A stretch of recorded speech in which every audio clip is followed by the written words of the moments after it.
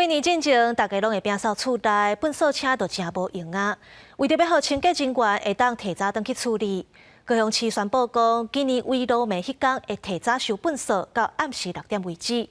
高雄市有3000多个清洁人员，今年是头一届登去食团圆饭。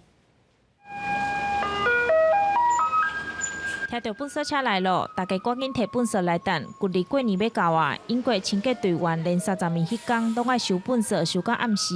不过今年因总算会当提早下班，因为高雄市政府宣布，后个月初9、30名迄天，环保局提前收粪扫到下暗6点结束。清洁人员头一摆会当伫30名登去围路，拢总有3000多人受惠。当初因是拢10几年来拢毋捌登去食过团圆饭啦。 所以这是因一直以来拢足想要，希望中华因会当促成的一个心愿安尼啊。咱会对一早10点开始，就提早收完粪扫到阴暗的6点为止。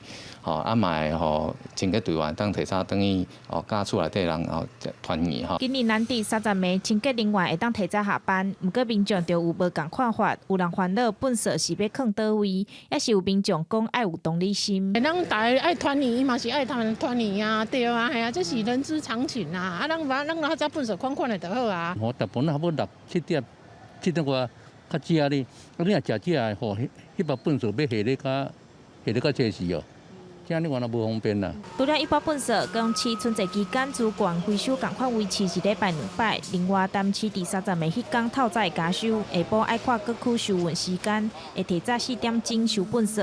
屏东市30名为透早10点收到下晡，初1到初3是无收，初4才恢复正常的时间。记者钟丽辉、邱朝阳高雄报道。